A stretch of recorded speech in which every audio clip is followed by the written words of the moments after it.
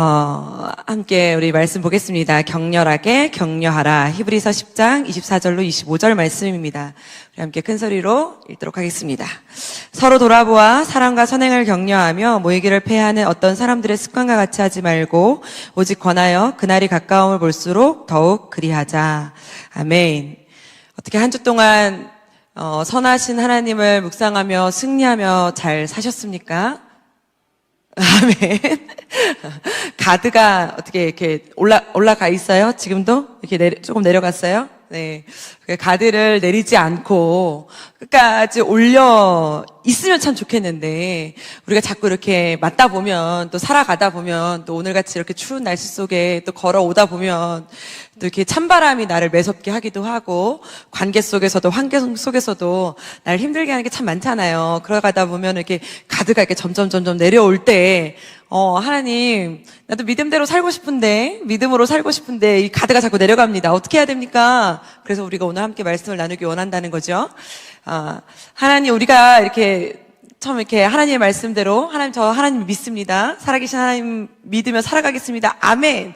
저 예수님 믿기로 작정합니다. 하고 바로 믿음의 사람답게 그냥 바로 출발하면 참 좋겠는데, 참 우리가 하나님 믿겠습니다 하고 여기 땅, 그때부터 시작인 것 같아요. 그때부터 모든 광야와 홍해와 여리고성과 정복전쟁과 모든 영적 전쟁이 다 시작되는 것 같습니다.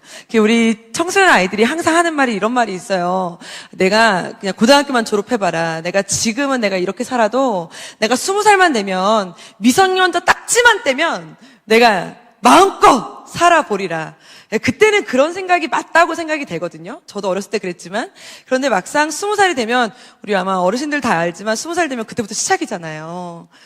어렸을 때가 좋았잖아요. 아니세요? 좋으세요?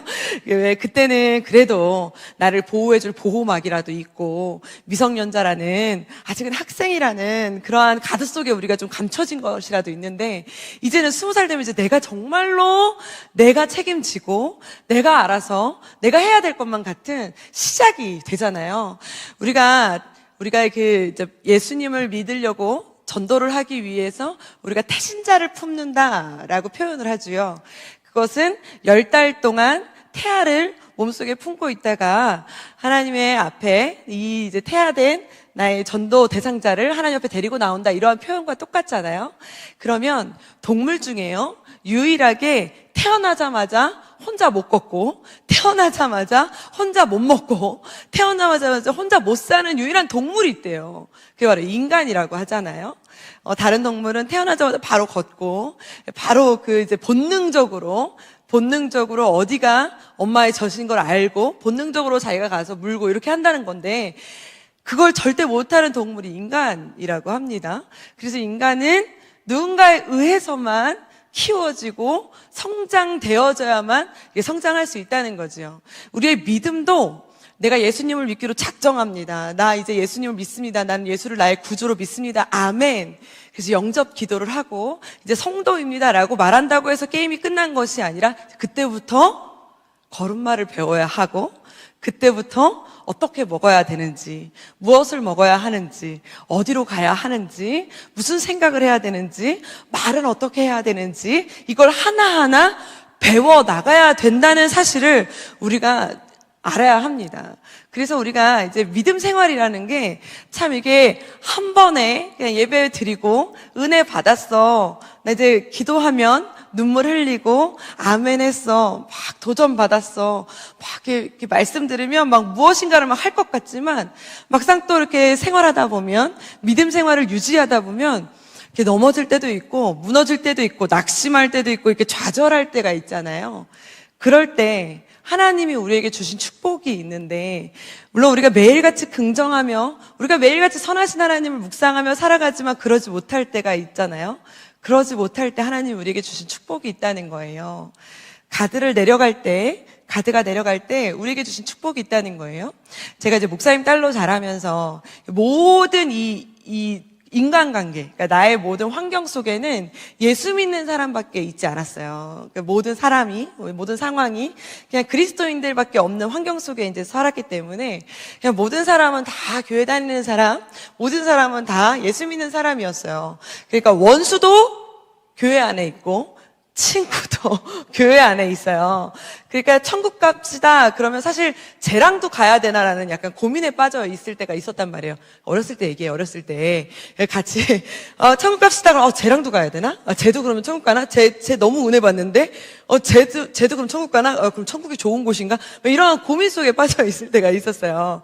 그러면 하나님 앞에 예배드리고 하나님 앞에 찬양하는 것이 가장 저에게 있어서 가장 좋은 일이고, 사실은 교회 와서 지내고 예배 드리는 것이 그렇게 좋은 건 아닌 거예요. 그러니까 예배 드리고 하나님 만나는 건 너무 좋은데 눈을 딱 뜨고 생활을 하려고 따 보면 사람과 부닥쳐야 되고 환경 속에 노출돼야 되고 무엇인가를 또 조율해야 되고 이게 너무나 힘든 거예요. 너무나 힘든 거예요.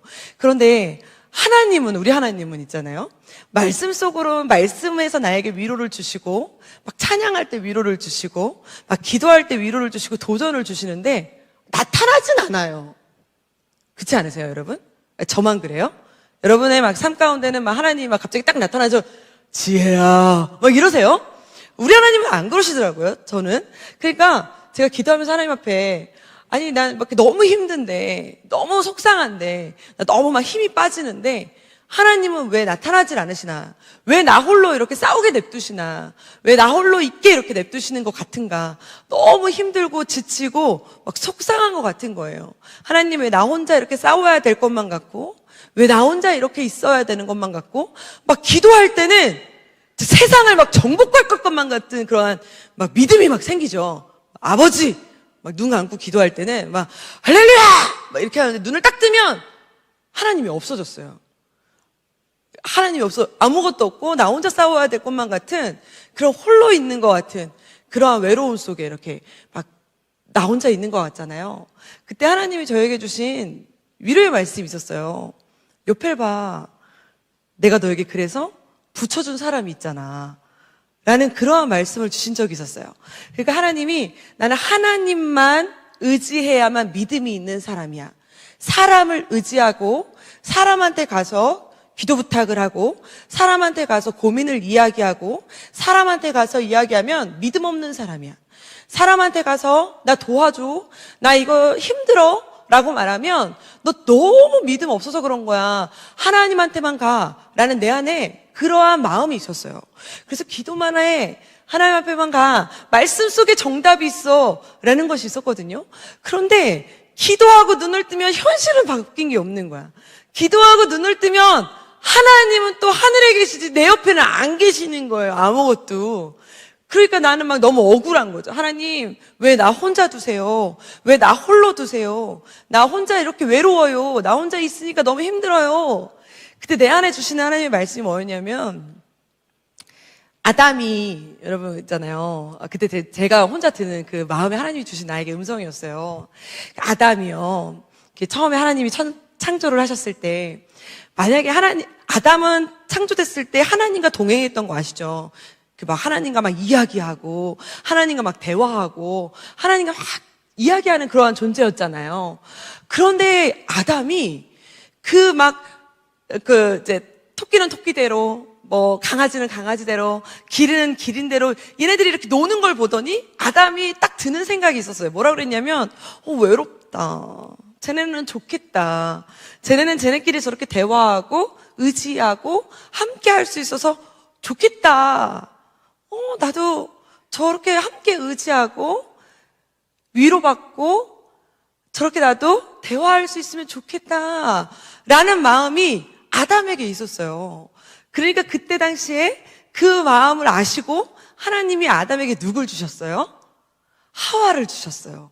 근데 그 마음을 저에게, 그 말씀을 저에게 주시면서 만약에 하나님으로만 내가 위로를 받고 내가 힘을 얻고 내가 성장할 수 있으면 하나님은 아마 내 주변에 사람들을 두지 않았을 거예요. 그런데 하나님은 아니까 내가 혼자 클 수 없고 혼자 성장할 수 없고 혼자 이겨나갈 수 없기 때문에 내 주변에 누굴 주셨어요? 동역자를 주시고 위로할 공동체를 주시고 위로 함께 할 수 있는 사람을 주셨다는 마음을 내 안에 막 너무 부릴 듯 주시는 거예요.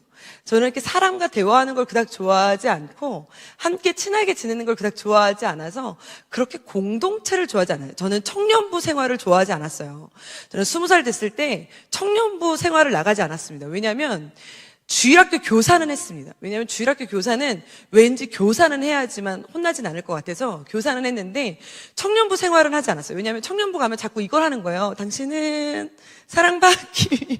자꾸 앞에 나가서 이걸 시키는 거예요. 당신은 사랑받기. 이게 나 너무 쪽팔리고 창피하고 왜 자꾸 나한테 당신은 이걸 너무 시키고 앞에 나오라고 그러고 막 이렇게 막 낯간지러운 거 시키고 막 이러는 거 있잖아요. 오늘 일주일 어떻게 지내셨어요? 할렐루야. 막 이런 거 있잖아요. 막 서로 나눔 이런 거. 너무 막 낯간지럽고 막 손이 오그라들고 막 이게 너무 싫어가지고 청년부 생활을 안 했거든요.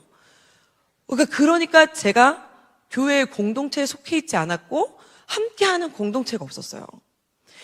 그때 이 음성을 듣고 내가 하나님으로만 힘을 얻고 말씀으로만 힘을 얻고 기도로만 힘을 얻고 내가 찬양으로만 힘을 얻고 예배로만 힘을 얻으면 난 성장할 수 있을 거라고 생각했거든요. 난 다 클 수 있어. 난 잘할 수 있어. 라고 생각했는데 아니었더라는 거예요. 하나님은 우리에게 옆에 누구를 주셨냐면 나에게 입술로 직접적인 소리로 나에게 힘을 줄 수 있는 동역자를 주셨고 위로할 수 있는 따뜻한 손길을 주셨고 함께 할 수 있는 공동체를 주셨습니다. 이게 하나님이 우리에게 주신 최고의 축복이라는 거예요.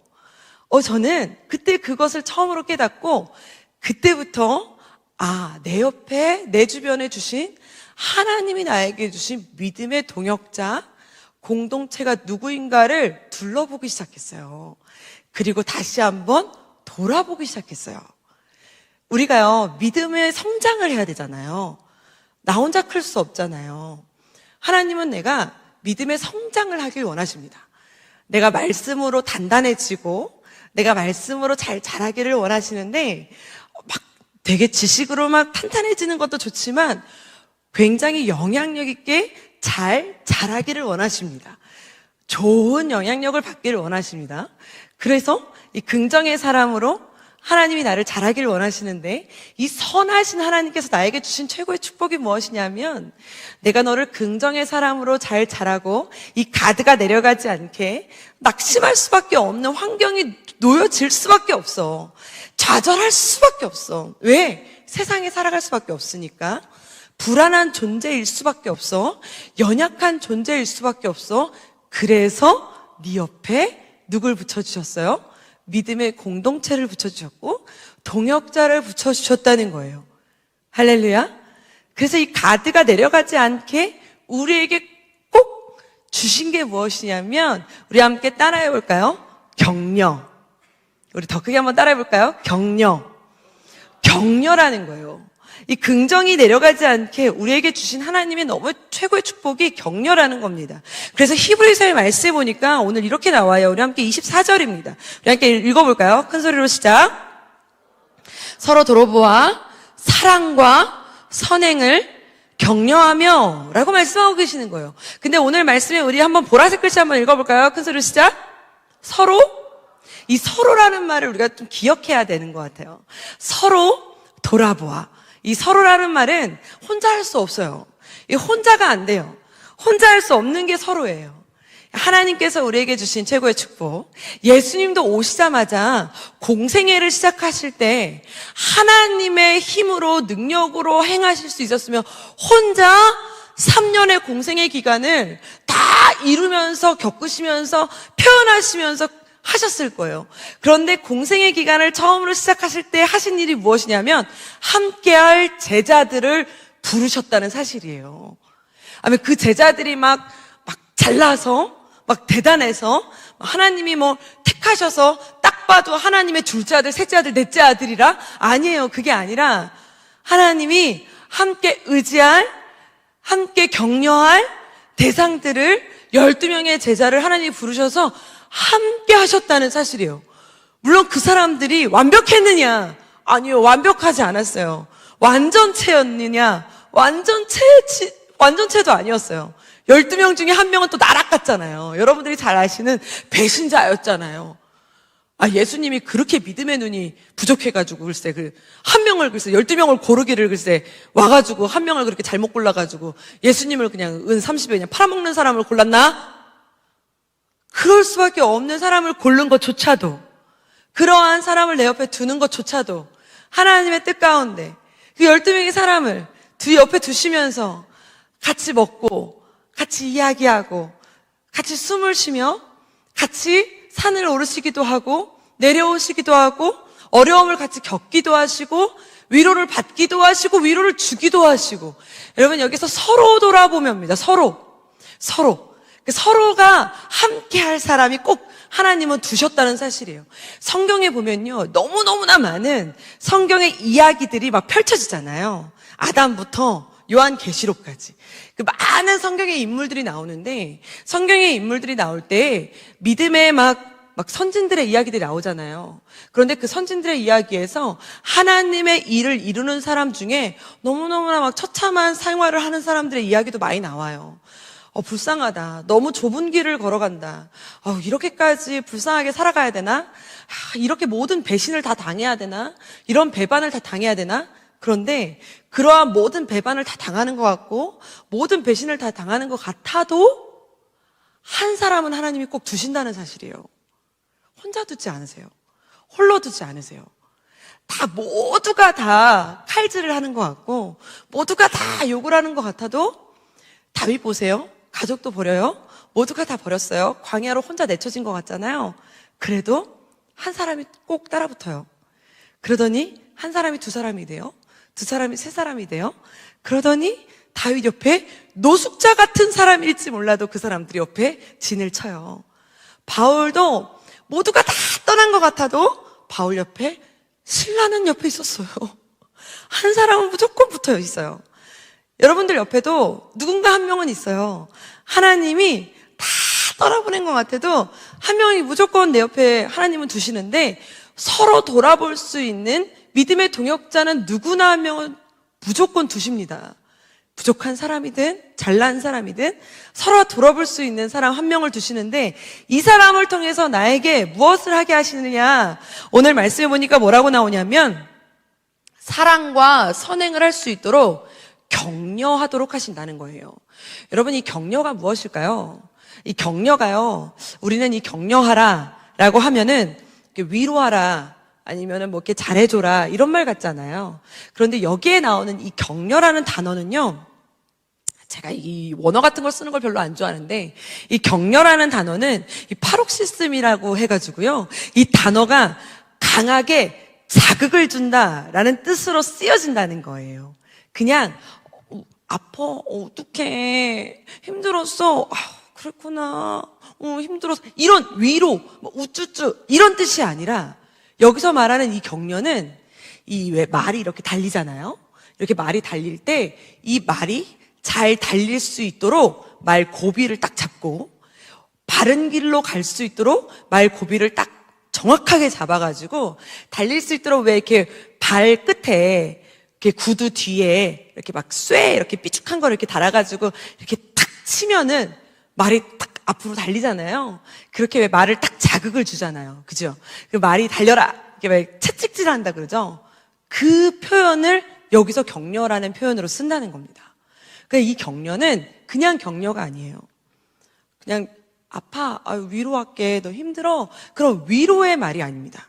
이 격려는 우리가 올바른 길로 갈 수 있도록, 바른 길로 갈 수 있도록 한다는 뜻이에요. 다시 말하면 우리 아이를 키울 때 엄마들은 이 아이를 키우고 잘 바른 아이로, 건강한 아이로 키우는 부모가 사명이라고 합니다. 그죠? 우리가 막 그런 얘기 하잖아요. 왜 책임 못 지는 자녀를 낳았어? 막 이런 얘기들을 막 하시잖아요. 자녀를 낳았으면 책임을 져야지. 막 이런 얘기들을 하시잖아요. 왜 그런 말씀들을 하십니까? 내가 낳은 자녀는 어떻게든 바르게 키우려고 책임을 지라, 사명감을 갖고 책임을 져라 라는 말이죠. 그러한 것과 같이 우리가 선한 목자 되신 하나님, 거기에 우리가 선한 목자를 목숨을 버리거니와로 아예 그냥 일맥상통하게 표현을 했다는 것은 선한 목자 되신 하나님이 이 양떼를 지키기 위해 목숨을 버리는 것처럼 이게 선한 목자다라고 말했던 것을 우리가 기억하라는 거예요. 이거와 똑같은 것이 격려라는 겁니다. 그냥 격려가 아니라 내가 당신이 바른 길로, 올바른 길로 사랑과 선행을 갈 수 있도록 격려해야 된다는 거예요. 그래서 이 격려가 동일한 단어가 어디에 쓰여 있냐면 이 말씀을 읽으면 아마 이해하시기 더 편하실 것 같아요. 그래서 제가 가져왔어요. 어디냐면 잠언 27장 17절 말씀이에요. 우리 한번 읽어볼까요? 잠언 27장 17절 말씀입니다. 큰 소리로 시작. 철이 철을 날카롭게 하는 것 같이 사람이 그의 친구의 얼굴을 빛나게 하느니라. 아멘. 이 철이 철을 날카롭게 하는 것 같이라는 이 날카롭게랑 격려라는 단어가 동일한 어원에서 나온 단어라는 거예요. 이게 무슨 뜻인지 아시죠? 이 철이 철을 날카롭게 한다. 이 날카롭게 하는 것 같이 격려하라는 뜻입니다. 그러니까 내가 누군가의 믿음의 공동체로 세워졌으면 내가 누군가와 함께하는 우리와 함께하는 이 믿음의 공동체로 세워진 이 믿음의 공동체는 내가 이 격려하도록 하나님이 세워진 믿음의 공동체라는 뜻입니다. 할렐루야. 그래서 내가 이 믿음의 공동체는 책임져야 됩니다. 어떻게? 격려하며. 어떠한 격려로? 철을 날카롭게 하며 내가 이 철을 만났을 때 딱 부닥침으로 날카롭게 하는 공동체가 되어야 될 줄 믿으시길 축복합니다. 요즘 넷플릭스에서 1위 하는 드라마가 있어요. 여러분 넷플릭스에서 1위 하는 드라마 중증 외상센터라는 드라마를 혹시 보셨나요? 안 보셨어요? 유튜브에서도 그냥 이렇게 짤방으로 나오니까 한번 보시면 그게 이제 중증 외상센터 하여튼 안 보셨으면 드릴 말씀이 없는데 하여튼 간에 그래요. 올바른 일을 위해서는 누가 막 많은 사람들이 반대를 해도 내가 이 일을 위해서는 내가 무조건 가리라. 막 약간 이런 내용이에요. 그러니까 외상센터, 중증 외상센터 이국종 그분의 이야기를 약간 비슷하게 해가지고 한 내용입니다. 그러니까 어떤 사람들은 막 이거 아니다, 적자를 내면 안 된다. 그래가지고 이 사람의 일을 방해하지만 사람을 살리기 위해서라면 이렇게 가야 된다. 막 약간 이런 걸 가지고 싸우는 막 이러한 내용입니다. 모든 사람들이 반대를 해도 안 된다고 해도 가야 돼, 해야 돼, 이런 내용이에요.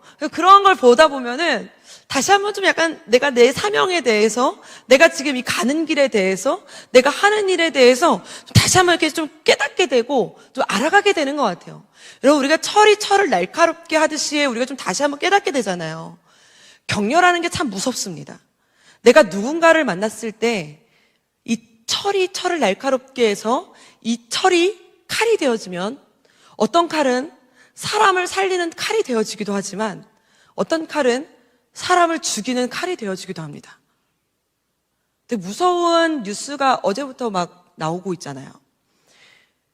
같은 칼인데 어떤 칼은 사람을 살리는 칼이 되어지기도 하고 어떤 칼은 사람을 죽이는 칼이 되어지기도 합니다. 내가 누군가를 만나서 어떤 격려를 받고 어떤 공동체에 속해서 누군가에게 영향력을 받았는데 이 영향력을 받은 걸로 사람이 살아나기도 하고 어떤 영향력을 받으면 내가 죽음의 길로 떨어지기도 한다는 겁니다. 그러니 얼마나 무서운 겁니까? 처음에 분명한 것은 내가 믿음의 고백을 하고 태어나기는 똑같이 태어났습니다. 그리고 똑같이 시작을 했습니다. 믿음의 여정을 똑같이 시작을 했습니다. 그런데 이 걸음마를 배워나가는 과정에서 내가 가치관을 형성해 가는 과정에서 내가 이 말본세라 그러잖아요. 이 말본세를 배워가는 과정에서 이 예의 범절을 배워가는 과정에서 내가 어떠한 공동체에서 내가 누군가에 의해서 영향력을 받았냐에 따라서 이 사람이 어떠한 가치관으로 살아가느냐가 달라진다는 거예요. 어떻게 철이 날카롭게 되느냐. 나중에 되면은 바꾸기도 어렵다는 거죠. 날카로워진 그 칼이 사시미가 되느냐. 정말로. 이 칼이 사람을 살리는 칼이 되느냐, 사람을 죽이는 칼이 되느냐, 너무너무나 무섭다는 겁니다. 그래서 히브리서의 오늘 말씀 본문에 보면은 24절에 오늘 읽은 본문에 보면 사랑과 선행을 위해 격려하며 라는 말씀과 바로 뒤에 나오는 말씀이 굉장히 무서운 말씀이 나와요. 격려를 잘못하면 나오는 말씀이 이 말씀이에요. 25절 말씀입니다. 우리 한번 읽어볼까요? 큰 소리로 시작. 모이기를 패하는 어떤 사람들의 뭐 하는 것 같이 습관과 같이 하지 말고 오직 권하여 그날이 가까움을 볼수록 더욱 그리하자. 오늘 말씀 보니까 뭐라고 나옵니까? 모이기를 패하는 어떤 사람들의 습관과 같이 하지 말고 라는 말씀이 나옵니다. 이게 무슨 뜻인지 아십니까? 나도 모르는 사이에 내 말의 주변이 내가 모르는 사이에 습관이 되어졌다는 뜻입니다. 이 습관이라는 말이 굉장히 무서운 단어입니다. 나도 몰랐는데, 나도 모르는 사이에 내가 그냥 모르는 사이에 내가 부정적인 말하는 사람이 되어졌고, 내가 모르는 사이에 내가 속해 있는 공동체가 나쁜 영향력을 끼치는 공동체가 되어져 버렸습니다. 이게 굉장히 무서운 단어입니다. 여러분, 지금 막 나오는 이 기사가요. 정말 이 사람이 태어났을 때부터 살인을 계획하며 태어난 사람은 아닙니다. 어떻게 사람이 살인을 계획하며 태어났겠습니까? 초등학교 교사가 되려면 얼마나 어렵게 초등학교 교사가 되는지 아시죠? 아무나 초등학교 교사가 될 수 없습니다. 초등학교 교사가 되려면 굉장히 똑똑해야 되고 많은 것을 배워야 됐을 겁니다. 그런데 그렇게까지 되기 위한 환경과 상황과 이 모든 것을 그 사람이 철을 날카롭게 할 때 어떤 영향력을 받았을까요? 너무너무나 무섭다는 거예요. 저는 이게 너무나 무서운 겁니다.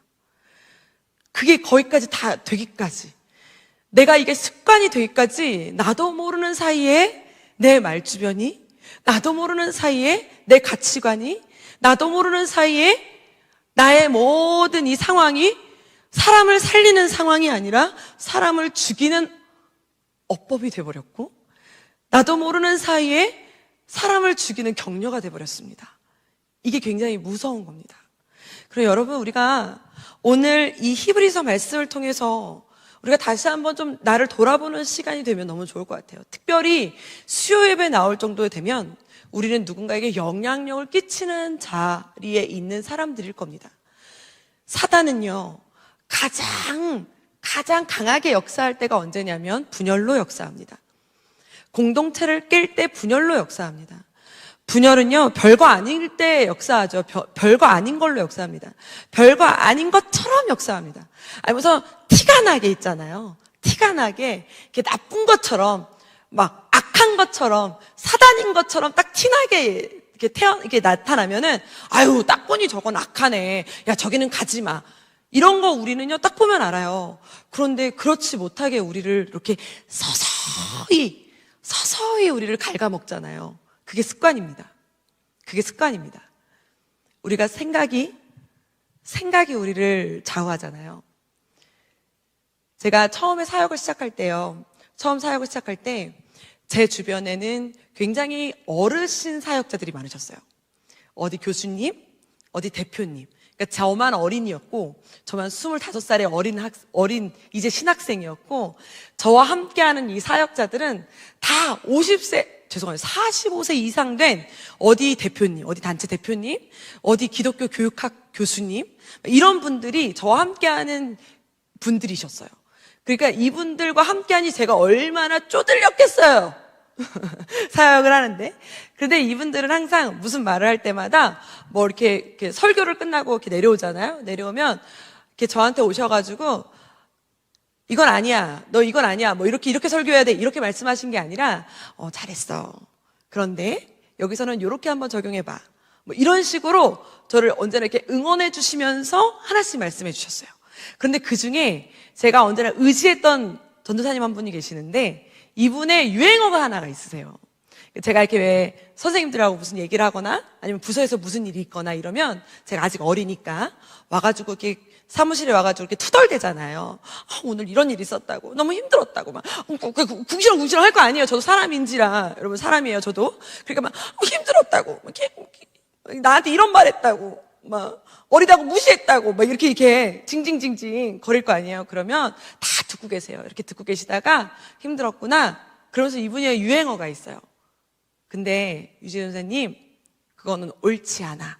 이 옳지 않아를 되게 많이 쓰셨어요. 항상 저한테 다 듣고 계시다가 그거는 옳지 않아. 근데 이 옳지 않아가요, 저한테 정말 뇌리에 박히는 거예요.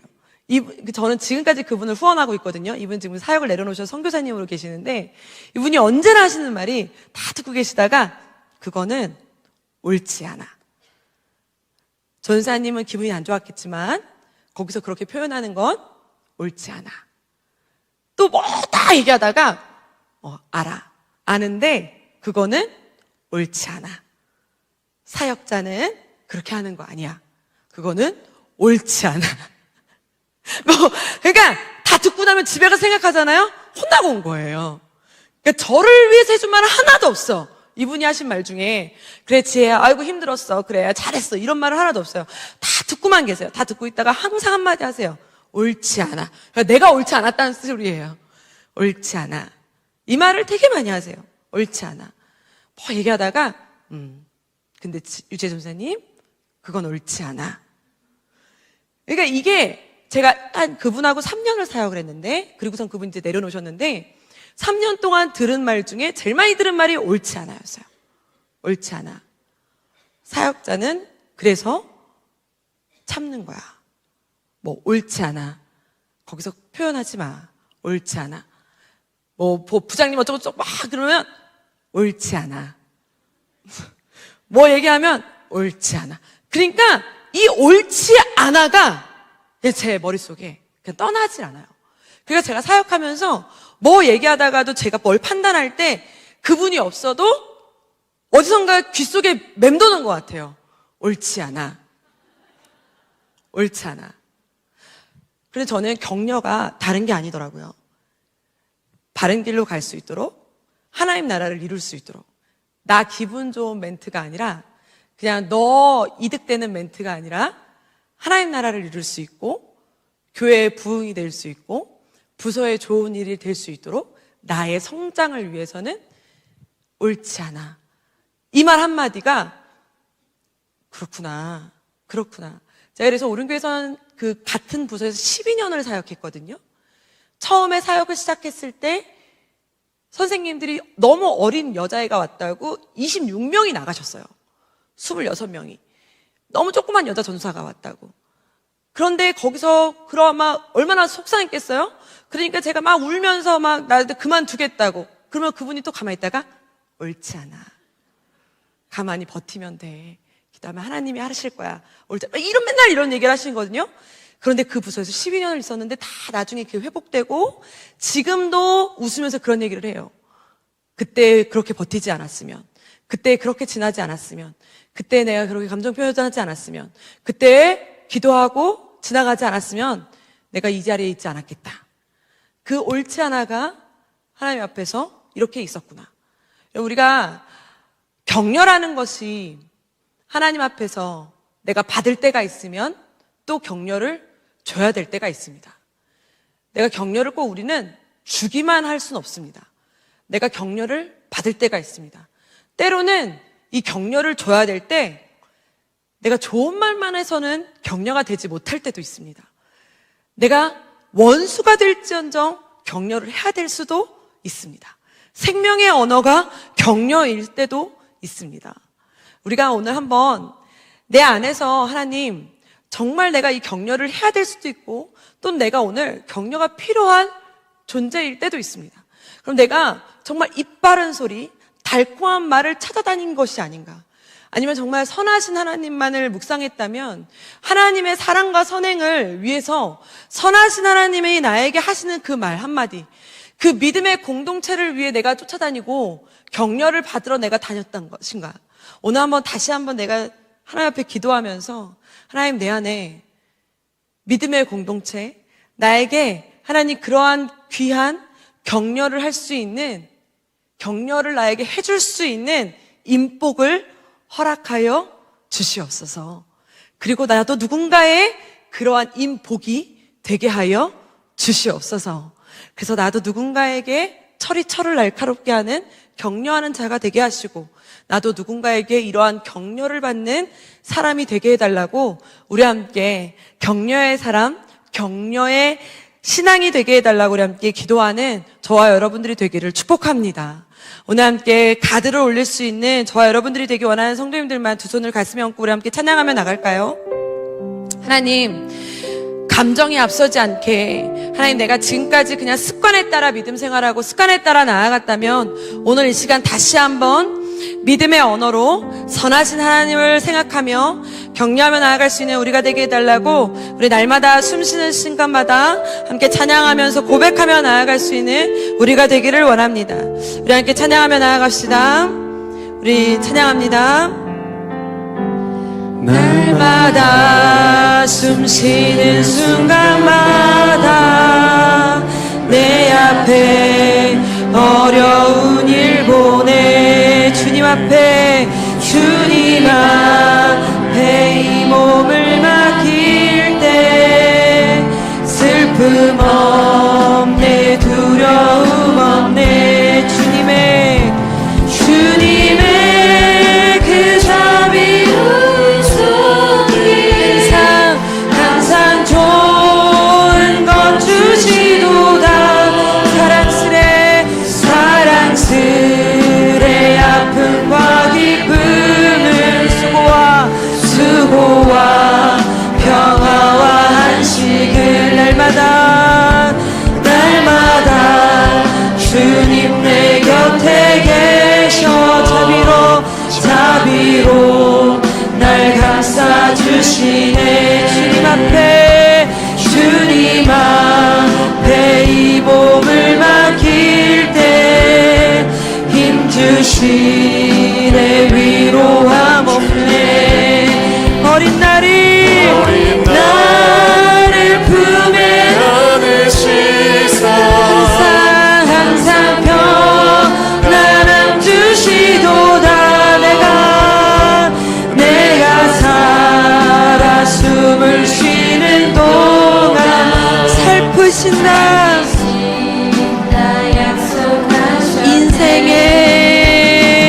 인생의 어려운 순간마다 주의 약속 생각해보네 내 맘속에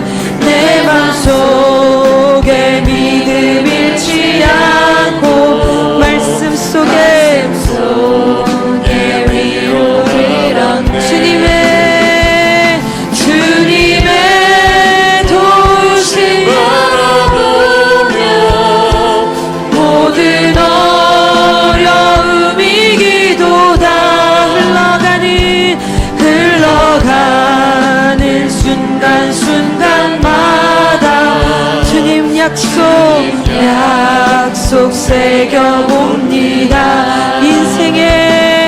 인생의 어려운 순간마다 주의 약속 생각해보네 내 맘속에 믿음 잃지 않고 말씀 속에 위로를 얻네 주님의 도우심 바라보며 내 도우심 모든 어려움이 기도다 흘러가는 순간순간마다 주님의 도우심 바라보며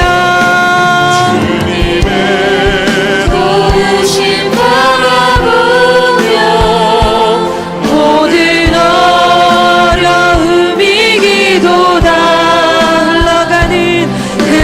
흘러가는 순간순간마다 주님 약속 새겨봄 우리 함께 기도합니다. 하나님 내 안에서도 하나님 좋은 것만 쫓으려는 습관이 있지 않았습니까? 하나님 세상의 기준으로만 바라보려는 습관이 있지 않았습니까? 하나님 나도 하나님 그 세상의 기준으로만 남을 위로하고 세상의 기준으로만 남들을 바라보며 격려하려고만 했던 그러한 습관이 있지 않았습니까? 하나님 모이기를 패하는 그러한 습관을 오늘 이 시간에 끊어내게 하시고 사랑과 선행으로 격려할 수 있는 내가 되게 하여 주시옵소서. 하나님 그래서 내가 있는 곳마다 하나님 믿음의 공동체가 살아 숨쉬게 하여 주시고 하나님 나를 통하여서 하나님 생명이 넘치는 선하신 하나님만 바라볼 수 있는 믿음의 공동체로 살아갈 수 있는 우리가 되게 해달라고 서로 돌아볼 수 있는 우리가 되게 해달라고 주여 한번 부르며 기도하며 나아갑시다. 주여